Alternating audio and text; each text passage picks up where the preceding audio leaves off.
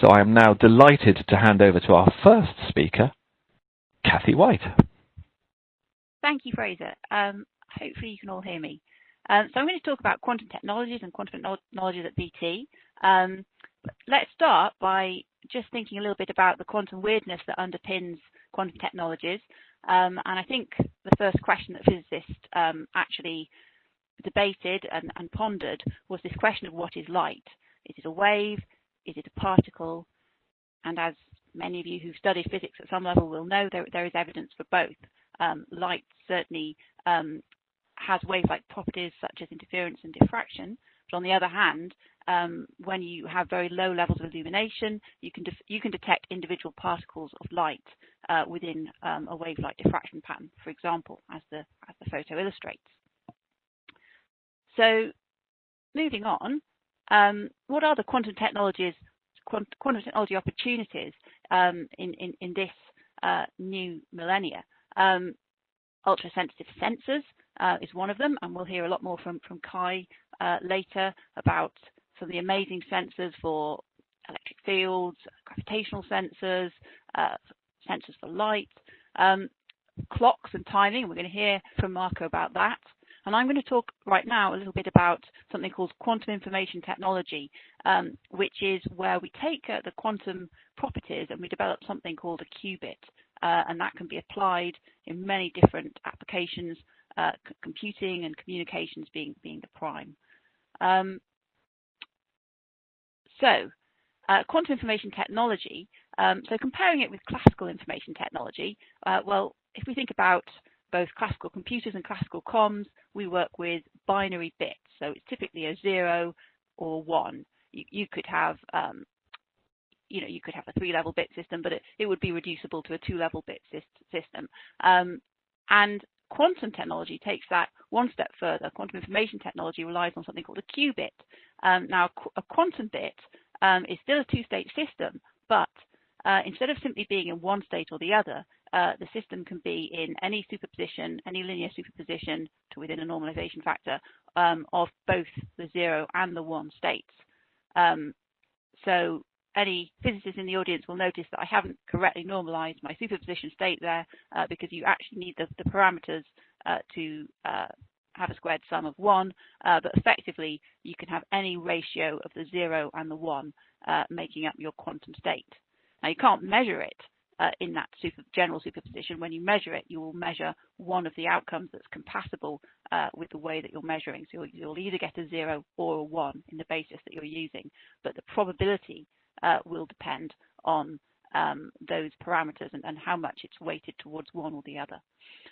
So many groundbreaking figures in this field. I've named just a few. Charles Bennett, who, as well as inventing almost the first QKD principle or the protocol, although there was an earlier one which was actually rejected and unpublished. So, but certainly the first one to be published, as well as the laws of quantum information. David Deutsch, inventor of the first quantum computer algorithm. Stephanie Wenner at TUD in Holland, working on quantum networks, and also some theoretical results around the limits to non-locality. And recently, in the last couple of years, we've actually had challenges to some of the new quantum computational algorithms, people actually working out random classical quantum-inspired algorithms, which actually challenge the efficiency. And so that's actually advancing our knowledge of what classical algorithms can do as well. So physically, I mean, I've just talked about superposition states, but these physical qubits could actually be implemented in many different ways using both light or matter. So, for example, it could be a photon. The qubit could be represented as a photon. It could be the polarization of the photon or its wave phase. It could be the state of an atom or ion, which energy level it's in, effectively. And of course, that can be tightly coupled with the photon that it either absorbs or emits. It could be, and it commonly is in current technologies, currently, but a single quantum of rotating current going either clockwise or anti-clockwise, corresponding, in fact, to a magnet pointing up or down, a magnetic spin, or indeed even an atomic defect in a crystal. So I'm going to briefly, without being too scary for those of you who haven't studied any physics before or much math, I'm going to talk about qubit properties because they do underpin quantum information technology. I've talked about superposition already. Qubits exist in a linear combination of their possible measurement states. The no cloning theorem tells us that if you don't know exactly how a qubit's been prepared, it's not possible to clone it perfectly, and that's important when it comes to technologies for security like quantum key distribution, which wouldn't really work without that fact. Projective measurement, we've talked about how depending on where that vector is on the block sphere, which is one way that you can represent that superposition state. If you think of the x and the z, for example, as being our naughts and our one, then the angle of that general block vector may lean towards one axis or another, and in that sense, the probability of achieving one particular outcome as the naught as opposed to the one would be greater. So it's basically a linear projection, just a dot product. So many qubit states are even more interesting, and it's many qubit states that underpin quantum computing and that power that quantum computing is hoped to have. Because it turns out that when you talk about these superposition states and you talk about many qubits, it's not just a naught and a one, it's a superposition of every possible binary value that those group of qubits could have. So if we consider just a 2-qubit system, well, obviously, just as in bits, there are 4 possible states, and the general quantum state is a linear superposition of each of those 4 states that I've illustrated there.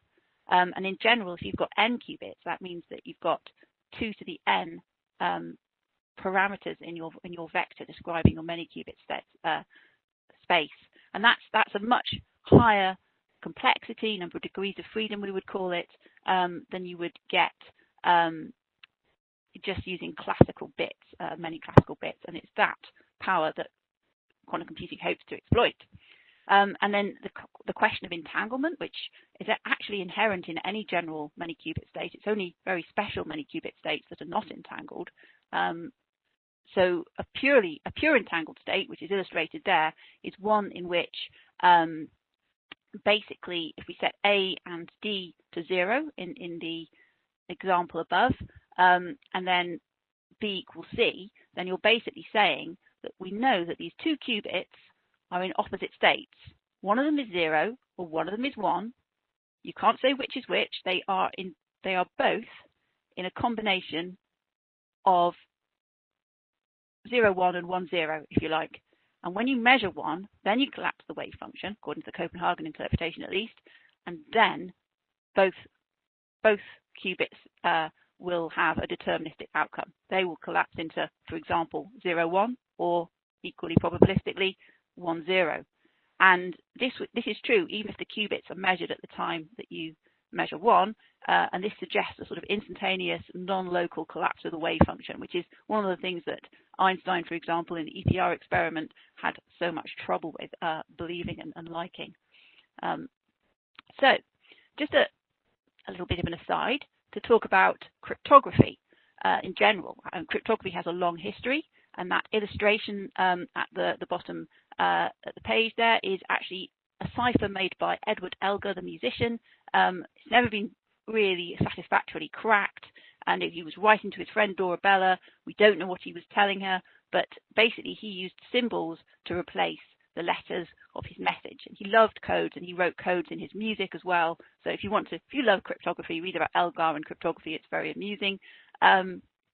So his shared secret, he had a shared secret with Dorabella, presumably, which is how to basically the one-to-one mapping between letters and symbols. Or if he didn't have that secret, then Dorabella would have had to do some analysis to crack it. So generally, strong cryptography does rely on having a shared secret, which can be used by a function to perform an encryption on a message, and then using the same secret, the receiver can invert the function and decrypt the message. But that creates the problem of how you actually get that shared secret across the channel when you don't have a secured channel in the first place. And that's very much true in the world of modern telecommunications, where we have optical fibers connecting sites. Globally, we have fibers going across the Atlantic Ocean, for example, in subsea cables, and potentially it's very easy to access that cable, expose the glass, bend it, and allow just a fraction of that classical channel out, measure it using an instrument as it's shown there, a little tapping instrument, and that can be either directly taken now to be analysed or stored, perhaps for when a more powerful computer is available in the future. So this is the problem, and classical mathematics since the 70s has had some wonderful solutions to that problem. So Rivest and Shamir and his friend, whose name I can't remember, invented the RSA algorithm, which is very brilliant, which is it's asymmetric, one-way hard mathematical problem to allow the establishment of a shared key across an unsecured channel.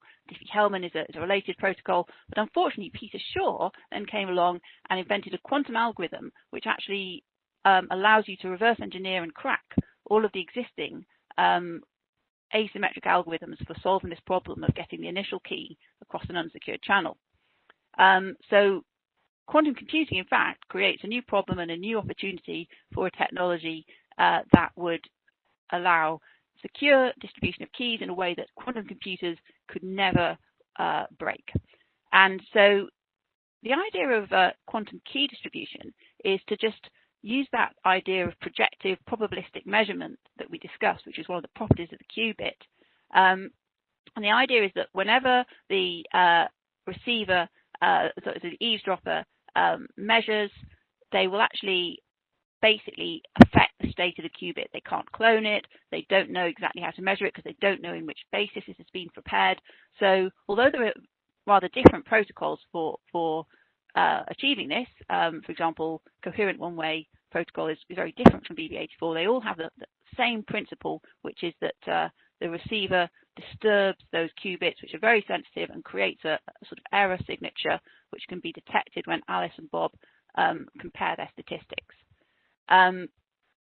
So this principle, those same ideas can then be further extended in multi-qubit based QKD, which is something which, unlike the initial prepare and measure QKD, is something which is still very experimental because there are still some technical challenges.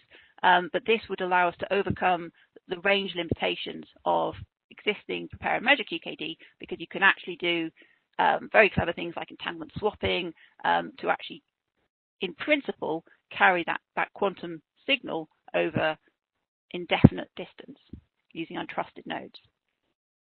So this is what it would look like in principle, and does look like. So in a real-world network, you would have an encryptor, hardware encryptor, for example, and you also have the quantum key distribution systems, which are pieces of network equipment. They need to be connected by an optical fiber or a free space path, a direct free space path between those systems. There's also a discussion channel which is used to compare the error statistics and detect the presence of an eavesdropper. And the keys are then injected into the encryptor and the decryptor, and this means that the data itself, which is a separate channel, can be encrypted, and if the eavesdropper looks at the data, he won't be able to read it. And by the way, if the eavesdropper tries to look at the quantum channel to get the quantum keys, then basically the quantum channel will degrade, and it will be very obvious to Bob and Alice that this is happening. And although it will constitute a denial of service attack, it will not allow any eavesdropping to take place. And instead, Bob and Alice can maybe revert to stored keys from before the eavesdropping attack, and they can send someone out to look at what is happening and why does there appear to be an eavesdropper. So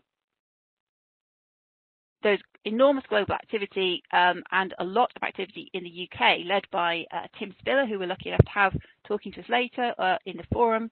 And so the Quantum Communications Hub, which he directs, has built a metronet around Cambridge of quantum key distribution links. It's also, together with BT and IDQ, built an extension out to Adastral Park using BT exchanges, and actually now has built an extension down to City of London as well. OpenQKD